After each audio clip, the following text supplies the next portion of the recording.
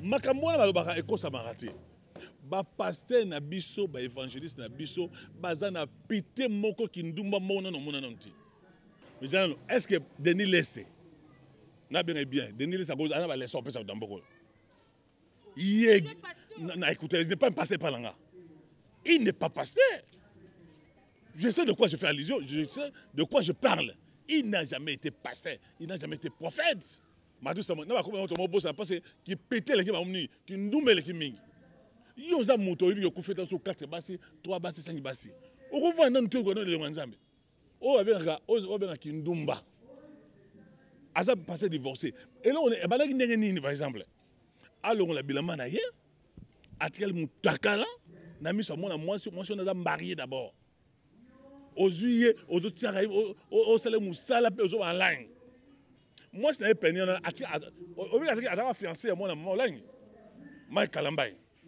Moi je suis aussi me bilamba ba veste 25 veste ba soulier ba mbonga maman langi aller asilisa tant monsieur fait nous ngana so vérité Mike Kalamba il fait dans cimetière maman langi so moni Moïse Mbiebo il est beau il est élégant il a l'argent mais pour les nations ont moins cité abala pe moins ça dans ozo Mike Kalamba il est ozo comme ça ngai papa yo comment on dit que vidéo na yo oza mosala nzambe entre guillemets on dit moi montage mais ça montage ça montage mais au komona maman la ngai ko soutike kindumba oyo ba pasteur ba osala mboka oyo e kobo oyo osala kola na baba basaka na ba église ko ngai nzambe na bino na lobi na bino nzambe akoloba na likokuma. Bonjour Nabalandinho, soy la patronne Aigle TV. Merci beaucoup à toi ma maman, la patronne de cette chaîne, la patronne de la chaîne Oyo, na Pesio Bambote Bisiko Zali, la patronne Aigle Jaune.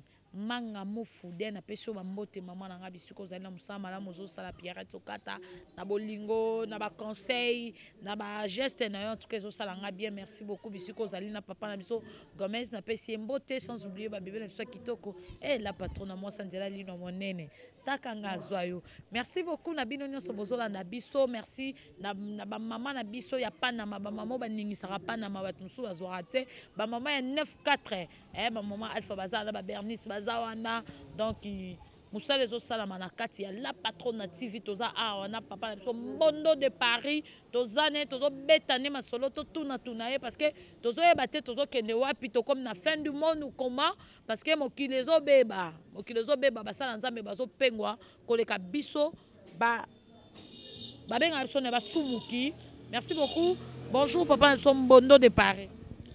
Bonjour madame Pierrette, la femme bio, toujours l'instant il y a mini-jeep, ma collègue fait mon ami, peine fait mon ami, kaka.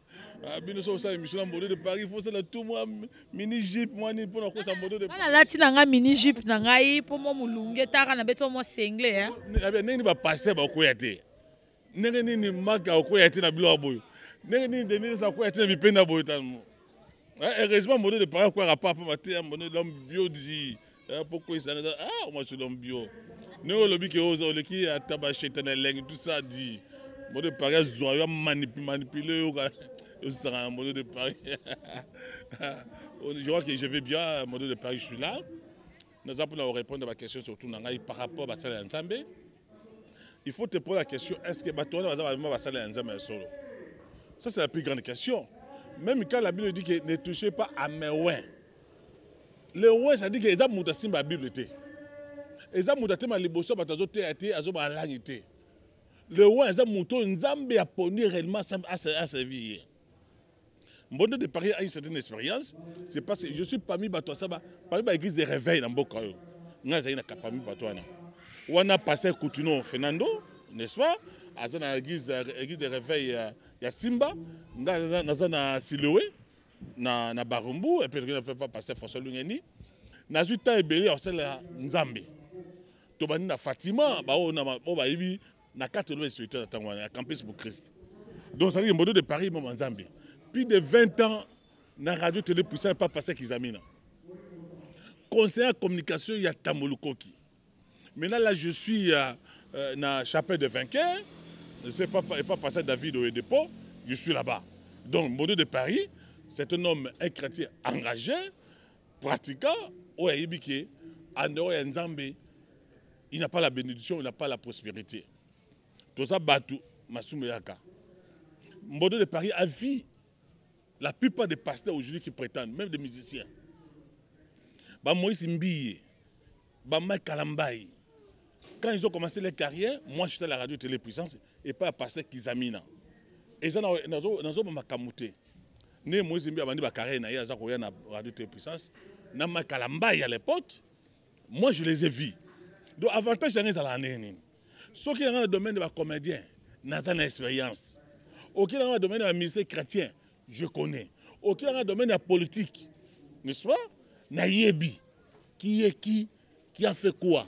Autour de Franck Djongo, autour de Mokia, Maître Koro Kayudi, autour de Bango, Bayebi qui est Mbondo Tewa Mbondo Babi, Maxime Makassa. Donc j'ai une expérience. Alors, mingi ozomona maman, c'est la nzamete. Mingi bazo aventurier. Bazo aventurier ndeni parce que le lot ozomona vidéo oyo, tozo kene tout drobi. À propos, il y a frère Nabiso Neni, pasteur Nabiso Mike Kalambaye, tozomona vidéo est circulé. Pour ngai nazomona ngoza montage, et c'est soloté que moi na moi sur on a bien. Mais si ba vidéo nous a témoigné que hier abimana pasteur Mike Kalambaye 3 fois, donc c'était dans le mois de janvier. Abimana Mike Kalambaye 3 fois. Bon, nanga mumusu tomituni Mike Kalambaye, il est célibataire pour le moment.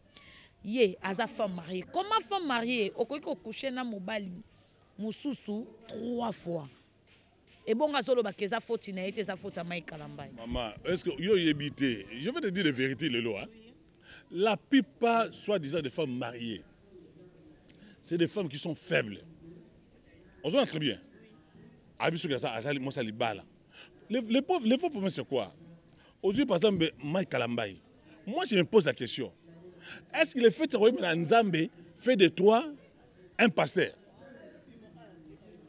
Comment bango nyonso wana ba pasteur? Bango nyonso ba évangéliste. Tu peux servir le Seigneur autrement. Oyembaka bien, mugo malamu tout ça. Est-ce que vous êtes obligé que ce par exemple oyembi tout ça? Ba mo ko sabatu, omi pasteur. Frère Matou Samuel a tikala na qui frère Matou Samuel. Atia Matou Samuel mais Matou Samuel comment évangéliste. Né de ningo da comment appeler pasteur. Nenge Thomas le coffre. Comment appeler pasteur le coffre? Aux hommes qui ont avancé. De frère Tom, s'il n'est pas comme pasteur. Voilà. À Tom, quand même, je vois dans mon cahier. Quand même. Sérieux par rapport à la bangonia, c'est comment? Bon, apparemment, il serait beaucoup plus discipliné. Apparemment, parce que quand il va monter ma moto, il faut qu'on amène à Yebi. Vous entendez très bien. Yo, l'anda qui va te montrer, il y a Moïse Mbia. Marambia, il y a Peniel, je crois. Non, Peniel. Eliane. Yo, l'anda va témoigner, c'est belé, mais ça m'a écouté. C'est qui a solo. Mais maman, tu l'as besoin de ce jugement procès. Comment des procès les katana?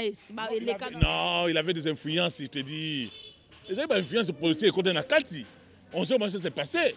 C'était Maître Mukendi, le défunt Maître Mukendi, qui avait sauvé Moïse Mbiye. C'est lui qui l'avait sauvé.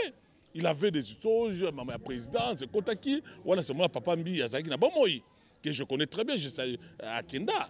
Je connais très bien papa Mbiye, parce que chaque fois, on partait avec Pasteur Gizamina, et pas à Mbiye.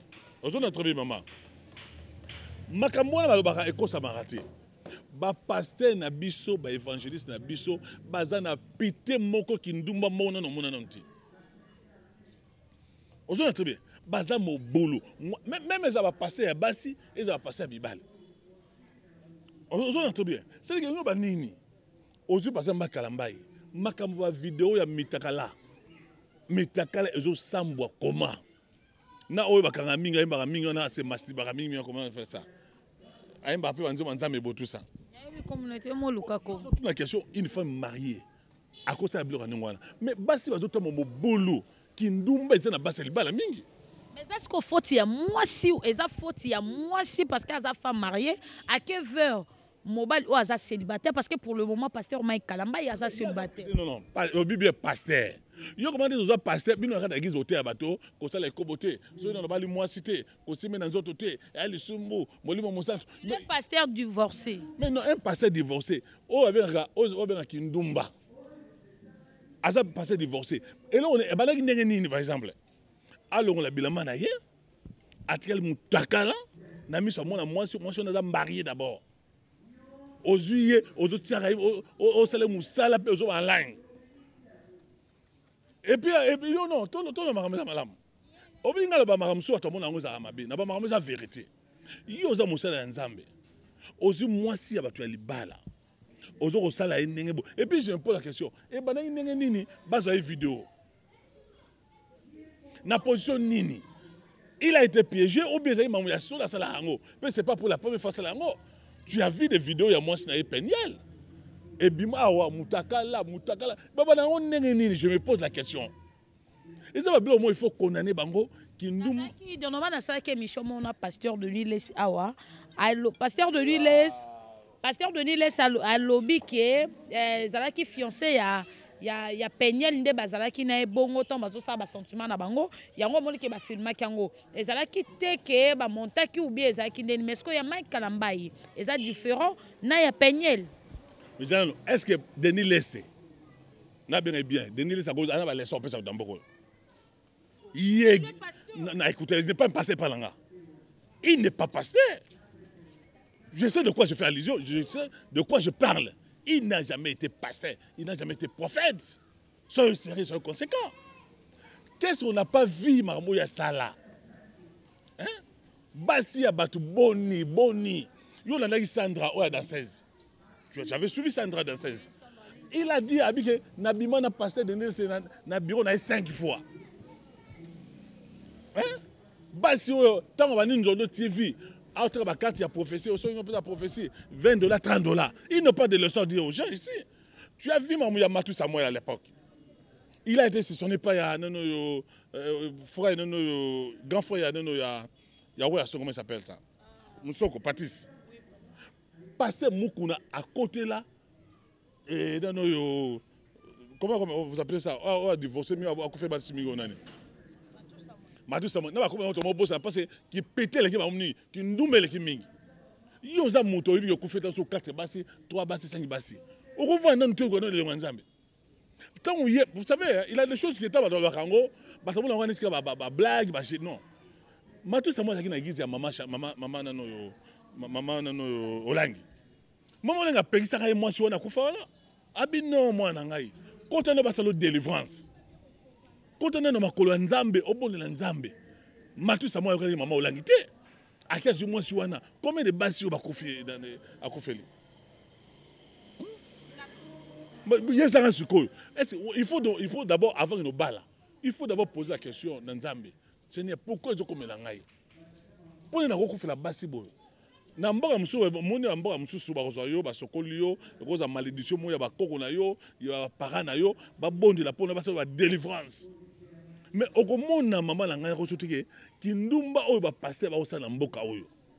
Ekobo oyo osala. Kola na baba basa ke na ba église ko ngai nzambe na bino na lobi na bino nzambe akoloba na likokuma.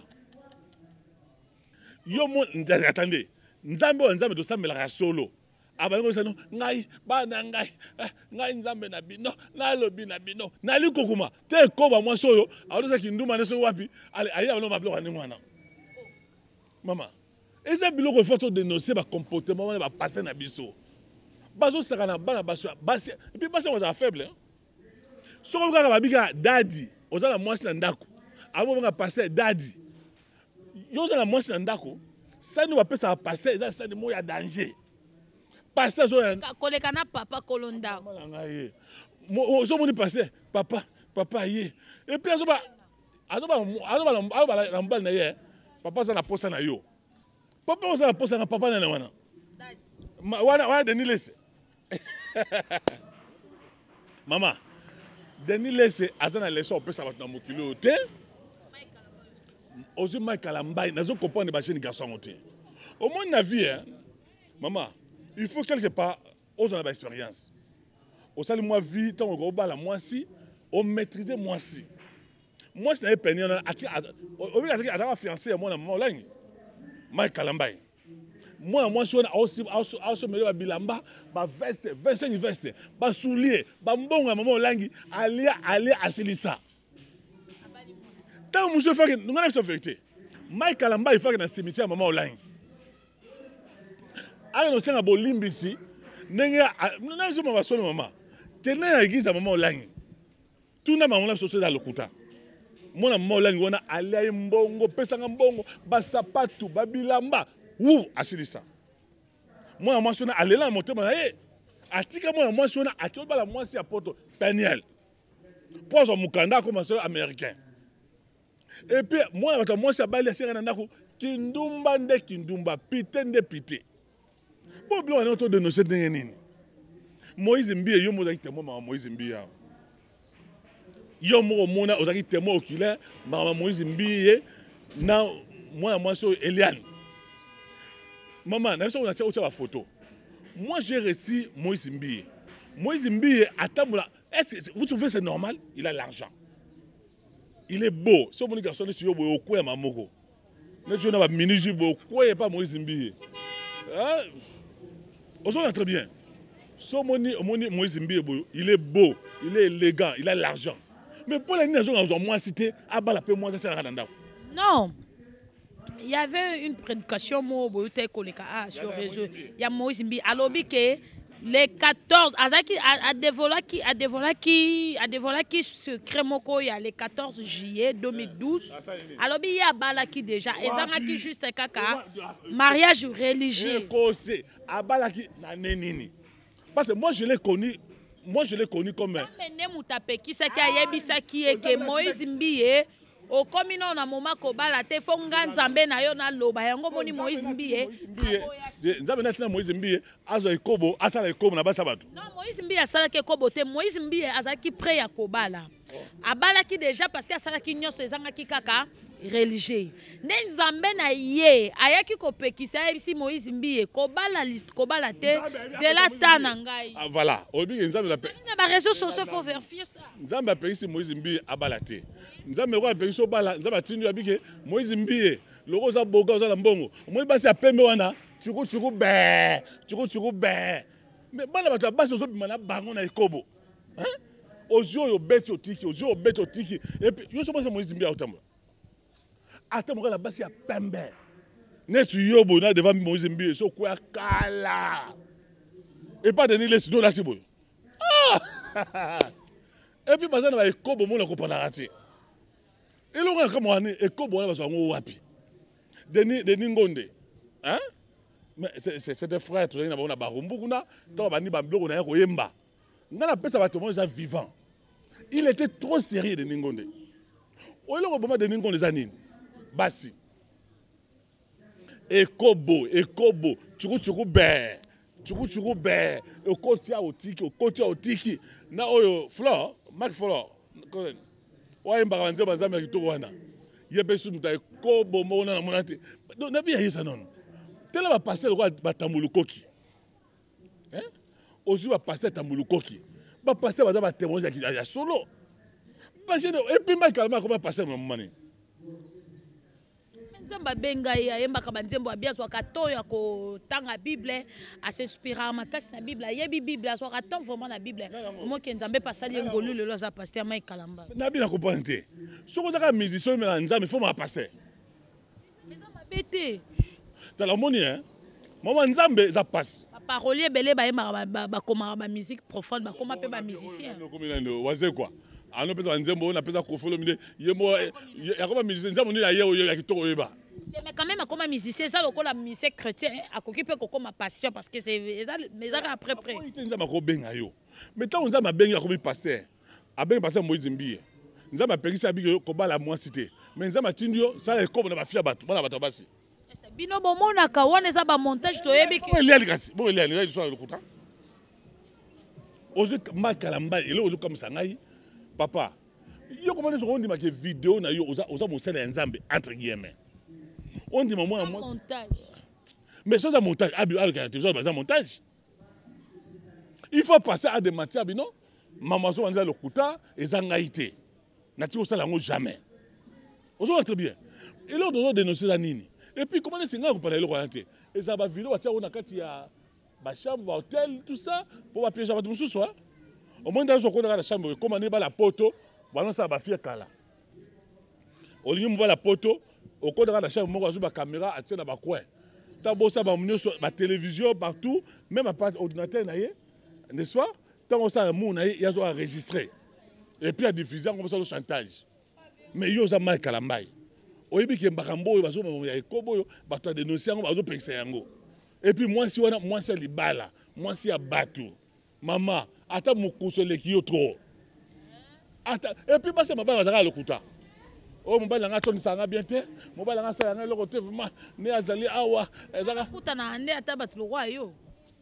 Bon, attends, il y aura ce mot. Ah oui, hein? À côté de la mode de Paris, dit. Ah, ça blague. Na bien, ça va pas la quoi ça qui me zani. Au moins nous avons azali awa, mobile nga otoli sangaité, mobile nga se pesa ngaité vraiment, azaka so aibo, car ça pas ma pesa ngaité. Et puis et comme na basi ma bala, ezo le kilanga. Et qui na ba chel. Ya. Chel coup dans na bien. Azo se respecter. Chel a qui va pesa mbongo. Mais bango za professeur ganinge ekota.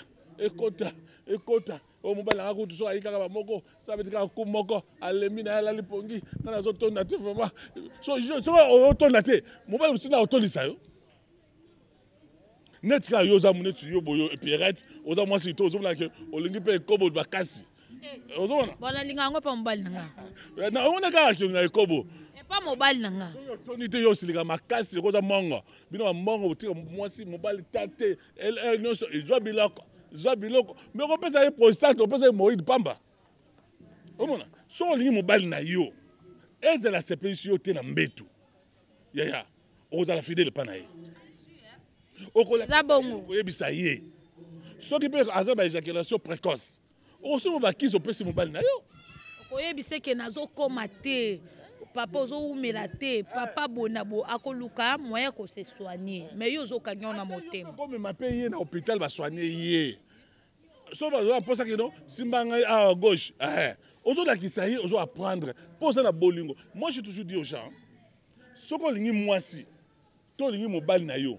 Ata ayebe loko te maman. Papa, au senti yé. Mobile yo lingi te ata salo ndenge nini. Dans ce moment, il va s'appeler Mordant. Hein? Mordant, il va t'avoir plat. Aïe, aïe, aïe. On voyait beaucoup de thé, mela. Parce qu'on bague, il y a un mela. Alors, tant qu'on commence à le battre. Soyez ça, commence à le battre. Donc, il y a un personnellement comportement mal calambaye. J'ai toujours dénoncé ça. Il faut mettre du sérieux dans sa vie. Si tu deviens pasteur, au moins c'est la Nzambe. Il y a pas de bitume ça belé. Nzambe a tizaka basi pour pourquoi ça va c'est la Nzambe. Soit disant soit ça va c'est la Nzambe. Net ka OK dans l'église parce qu'on l'a mini jeep. Passer pas ça la misute. Hein?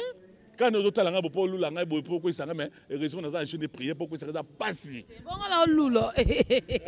Jongo bazedi yo kali kambo ngala lula.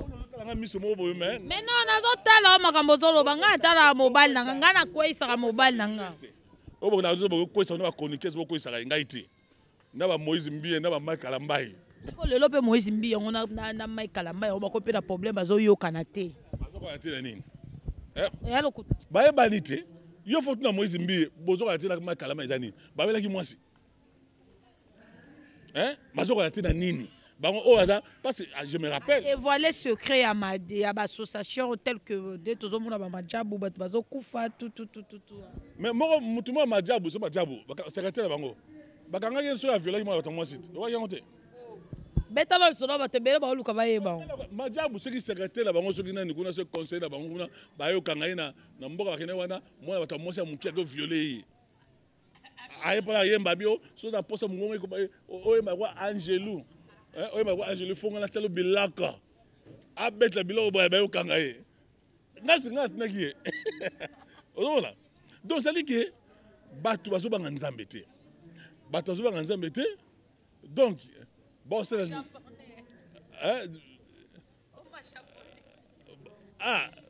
d'ailleurs comprend interaction tout ça. On va pas filmer on va longa bilamo mutakala. Na osuka bo.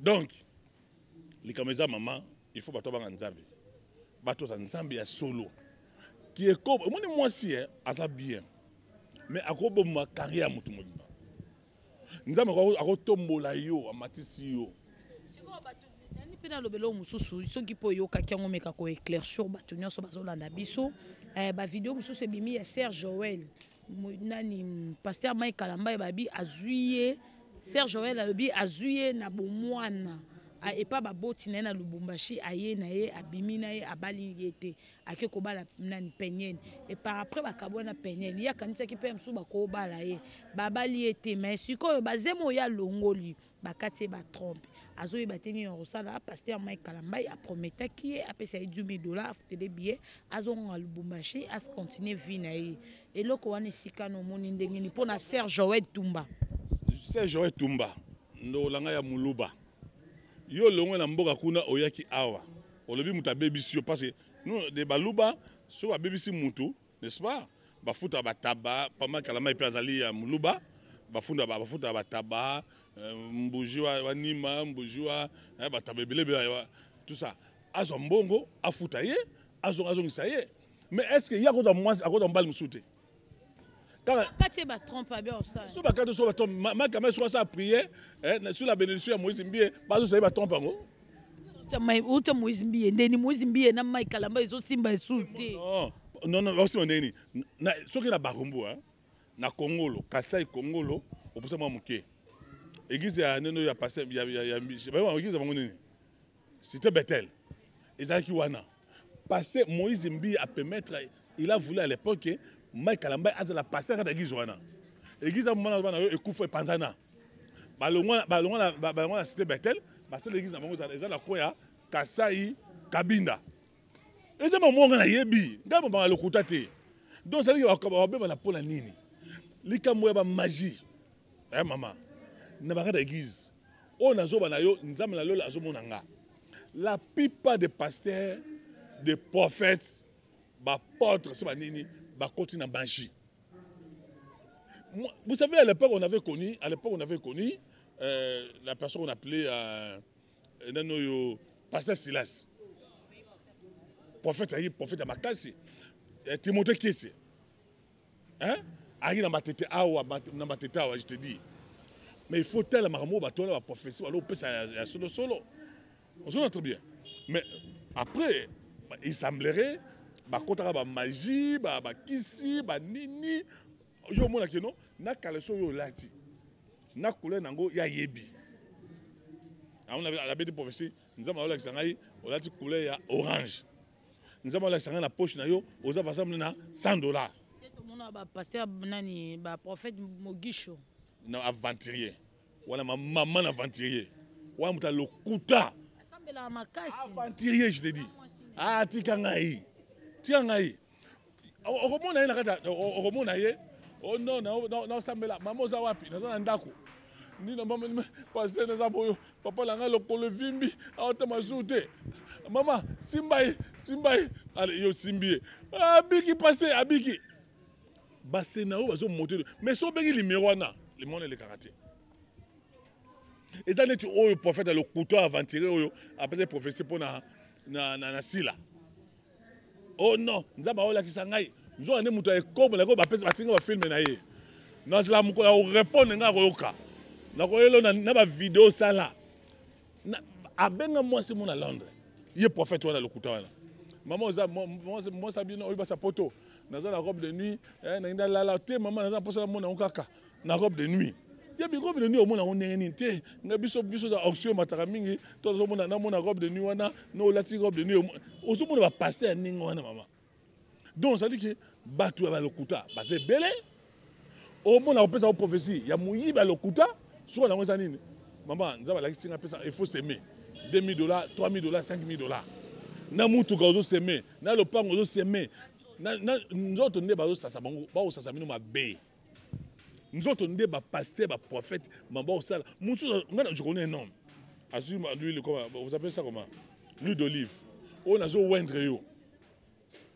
Abani ko simba yo, maman azo simba yo, na mabele akomo simba yo, am kitisi na se. So taka l'huile d'olive des museli wana bazo simba yo awa simbi yo no kita mama oh non na omona neti nyoka eza na kati na yo wana nyoka na kati ya nzota mwasi akoti misapi aveli ko simba no na mata mwa likolo kuna aveli ko masa mwa likolo tena tiza mwa se nyoka kiti na se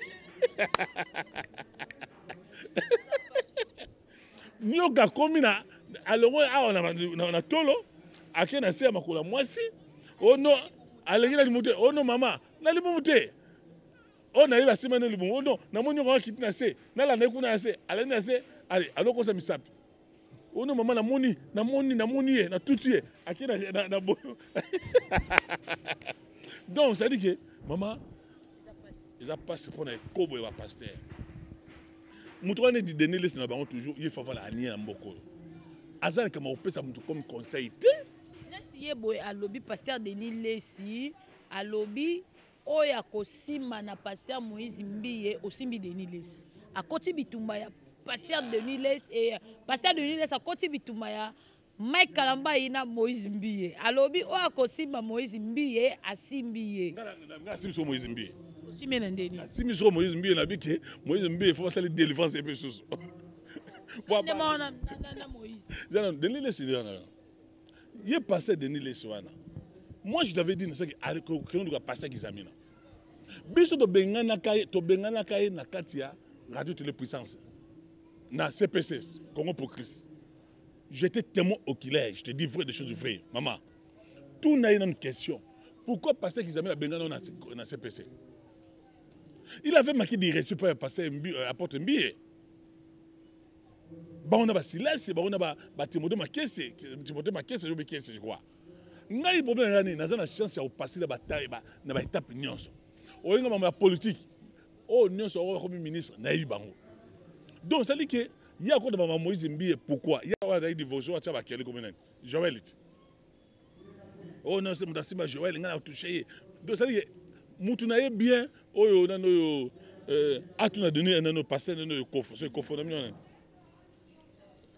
tomba le kofo kofe ye peso so yebi ke mamobi mamu tomba le kofo ça na mboko ya ne asasa basi na cité Bethel ye mazeka oye tu mutu kabo akati mutu o baluka boy o choriste o intercesseur qu'est-ce qu'ils n'ont pas fait ces gens-là babanga nzambe vous savez la colère de Dieu n'est pas si loin on se très bien tant yo za mosena nzambe yo ça na koma ya nzambe bana bato bazango ya na église parce que ba délivrance bazango ya na église parce que elonga nzambe yo komiko zo bango lokwa basi na yo o tia bango ba zembo longa ba zemi o sasa bango ko sasa et puis qu'est-ce qui se passe bango ça so ba monde ba hôtel te kala mituka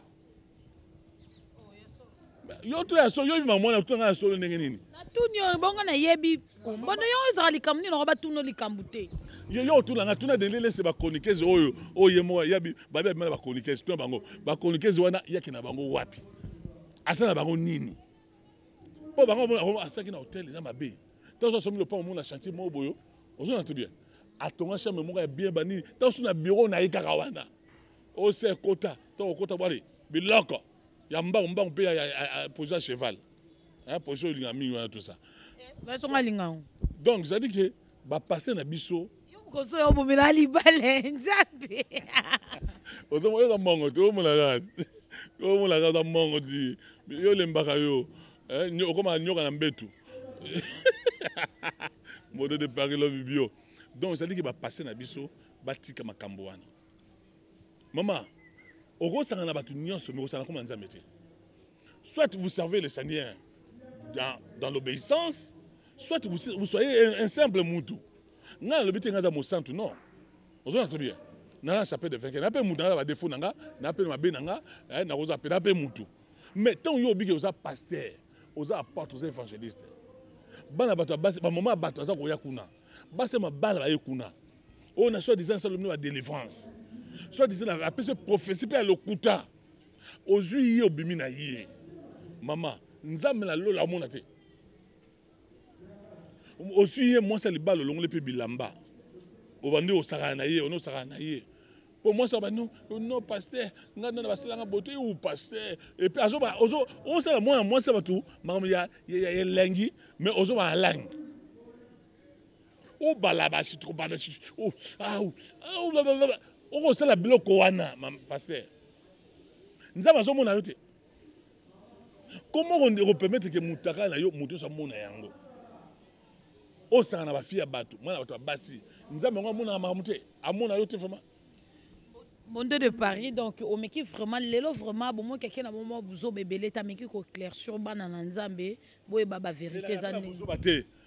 Bino ne lokola bo défendre, bino lokola bo basi ba, il va passer wana ba prophète wana, ne so bo ka ko, mona so mama be azo finga bato. Non, maman mo atami singa yo no. Oh non, monde de Paris, yo finga na finga nani. Boye bisanga moto nga bana zo na finga azati. Monte mbala liboso bando bana ko saba émission lelo kuna kamo olobi mabete na sepe on a félicité na bi mabete la fingité na bi non ndo na ngai kalambai mon frère sert le Seigneur exactement sont au divorcé qui offre na bo pour se protéger dans ce peniel la mabe moi la maman olangi oyo zwaki il avait supporté mbonga avant pesa yo azo produit yo oboyaki ye soit des appels. Tu peux aussi aller par maman Olangi dans le cimetière maman Olangi. Au côté de Bolimbisi, parce qu'il y a un bon réseau dans l'église de Mabonza. Il y a un bon wana. Ça peut aussi, parce que vous savez, j'ai toujours dit ça. Attention avec la malédiction de la femme. Pour la moitié de la malamité. Tant que ce moment la maman Olangi parle là. Tant que ce moment Olangi parle là. Le moment la telle et le rango. Ma kalamba e mona mtakale bimi moi c'est kuna peniel mtakale bimi o ezabona bo tout ça ozoma eza malédiction maman olenga pesa comme no deni na comment pesa Matou Samuel abala na mutu makasa ko bala tu as vu les conséquences na la fin nga batute na maman mo ya solo évitons aussi qu'on nga basi pour na mbongo maman kolinga basi tiki ono mo ça mon ba na ministre aza PDG pour avoir na poto c'est pas ça balaki dans ce monde maman olangi wana est-ce que maman ngoma na bote otiki ko la mwasi pene na poto na États-Unis pose mukanda et puis ça m'étonne que je le suivi un jour à la télévision non je pardonne la maman de mes enfants il a commencé à parler de choses comme ça il m'a énervé j'ai dit non à sa maman ya bana ye yo on attend maman moi si na yo bozali na yo kabwa na ye mabe na ye obison libanda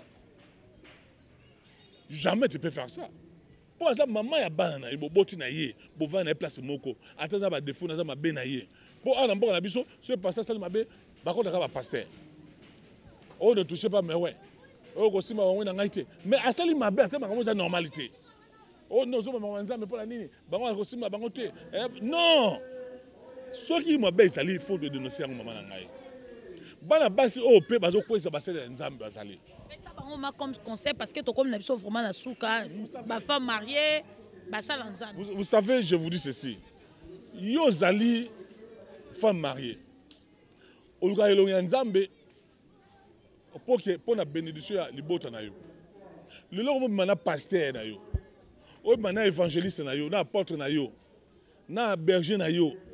Yeba ke lelo yeba ki lusu moi za partager pour yo quoi ici o ina kada prière pour le choses à neni et là tu le peux ba la basse dans ma église ozona très bien ça m'attend la motema mais habillement aussi ça fait l'homme ça fait la femme quand même tu ne peux jamais t'habiller n'importe comment hein yo passer ça peut muta moi na so auté ya moi misu na mpende o moi so mibali mobala za trop sensible na mpende ya moi si Salomon ko da kwena mpende mobala za trop sensible tant na na tolo moi si yo yena kada gizo zo lamba okati awa passer par hauteur wana misu la una pene pene oyo pesa mabonza ozo kende pozonga na ba ozo denda passer par aux sensibles na likamango donc nous sommes en train de condamner ba comportement o eza mabe ba sela nzambe bobanga nzambe ya solo botika ekobo botika kindumba Dieu ne vous a pas appelé pour nous abana bato basi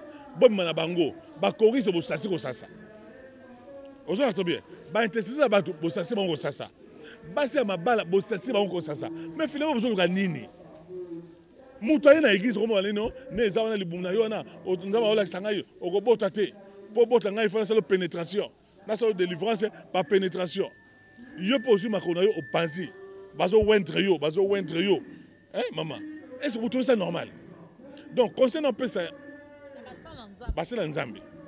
Surtout dans Moïse Mbie. Makalambaye. Denis Lesse. Matou Samuel. Denis Ngonde. Et Kofo. Non, basala wana, ouais, c'est exemple. Michel Bakenda. Aïe aïe aïe. Je vais la passe par casa. Quoi? Donc aïmba kitoko na kompanate comment nzamba tantana na biloko wana.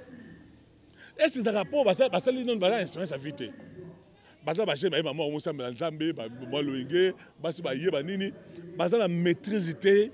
Vous savez si tu veux devenir un roi, il faut avoir la capacité de dominer sexe na yo. Si vous avez la capacité de dominer sexe na yo, au tir jamais vous allez roi. Et là quand et quoi c'est basala nzambe belé et moi vie na bango. On a comme conseil et ça yango ngwana. Merci beaucoup Nabino Nyonso Bolana ki biso bo moni frère na biso ameki ko éclaircir bana nzambe nyonso. Le frère tu le roi ba Denis Lesse. Pourquoi ça ma kamude po mona na kwa mo na beta moi bien na yo no na mona ki modo de parole na bien non. Au moins tu de Denis Lesse. Amilane masanga moko. Amela moi 20. Te amela. Ka loba kana ba. Billet amela 20 à ma case et puis à gagner. Ya makasi. Oh uta la kasa ko na Équateur. Voilà, merci beaucoup. Comme il a vu, sont vraiment la souka d'Abandinio Soya Toka TV super officiel Bolana Kibiso, c'était Mbondo de Paris avec l'homme bio. En tout cas, partager la biso vraiment tout panzate. Vous êtes marié, vous êtes fiancé de marié. Nous sommes mariés, est-ce qu'il y a un religieux? Bientôt là, non, ça religieux. Ah. Bon, papa va la combien? Papa yi bangai. C'est mbote comme nene. C'est comme mbote. Ah, papa va la mbote belle. Voilà, merci beaucoup. Comme d'habitude, vraiment la souka la bidon so bolinga rabiso. Mbondo de Paris mbote na ba onyo so bazotala yo ba o balinga ka yo na libanda mboka. Ba balinga ba c'est belé trop. Mbote belé maman Betty Saïdi, la famille bio, hein, maman Saïdi, Betty Saïdi, na bosani yote. Nathalie Kanjinga Yubokoni, Betty Bokoni, Vanessa Mouya, Nanoyo, na bate bel la poto, Bob Makalangi, Chamboyi, Peter Bantu, Motomo Kouaboudi. Naza bate bel la poto. Bon, attends, il va comboter Olivier. Bon, attends, il va comboter Bolimbisangai. Balise belé. Nzambe la lola apambo la biso. Makamama be elonge pa na biso. Toza ba faiblesse na biso. Nzambe souvent parce que makasi ya otira mabe, to ça malamu. Pour azali nzambe aza juste. Nzambe o separe le te passer comme l'animal kalambai. Belé ba o balinga ngai, ba o atangi ba komote, nzambe na lola apambola bino, asunga bino, ba nuno lukensi bazali, ba Jean Lutela bazali, ba toze belé na poto o ba ebingai, nzambe azala na bino, nzambe abate na bino. Ba iget kasongo ba patiki mesodi bibiche kapika nzamba pambola bino bato ba ONG belé parce qu'il faut rappeler que Mbondo de Paris autre que je sois Mbondo de Paris je suis conseiller en communication et pas Ada Bomboye Ada Bomboye l'a dit et puis Mbondo de Paris a conseiller na ba ONG so za la fondation no moboyo za na ONG no moboyo za na posa Mbondo de Paris a sungayo a soutenir ba conseil je suis là pour nous aider. Le numéro de téléphone, on appelle ça. Oui, Pesako. Le numéro de téléphone est 00243 9 94 77 65 75. 00243 9 94 77 65 75. Voilà, sur Benga na WhatsApp, aux Angamogo, Mbondo de Paris. Puis nous avons s'abonner massivement à la chaîne de télévision Nangaï. Mbondo Sakola TV. Mbondo Sakola TV, vous s'abonnez. Zamba Pambola, Zamba Sunga. Voilà, merci beaucoup na la patronne Aigle TV. Merci beaucoup na Manga Moufide Babi moi c'est qui toque la patronne Aigle jaune. Manga Moufide trop de banzinzi. Merci beaucoup na Maman Fifi Marcosi. Merci beaucoup na Romas Marcosi. En tout cas, na bino nyonso bolingaka la Patrona TV. Abonnez nyonso la Patrona TV Aigle. Bo s'abonner massivement, ça la bien. Tant bozo ta la émission, bozo s'abonner, ça la rappelle bien. Tant bozo ta l'émission, bozo commenter, ça la rappelle bien. Et ça la rappelle que la Patrona Aigle jaune mangamou foudé à sepelaka. Merci beaucoup na ba Maman na biso bakanga panama baleki sarabasi musute pour les kafoza na 4 na 4 ya lisanga ya 94 basi ya panama o bakangi Paris na pesi bino mbote. Merci beaucoup na bino nyonso bolanda ki biso. En tout cas boze belé to continuer mabanga ka te to boka raté parce que bozo lomba na bino pété moyen pe to continuer ko boka bino te na lela bino fort. Merci beaucoup na bino batu bofinga anga et ça la ranga bien ta bino bofinga anga na comprendre que bo krakanga yango bozwa temps ya kofinga anga to monani à la prochaine. Bye, bo s'abonner.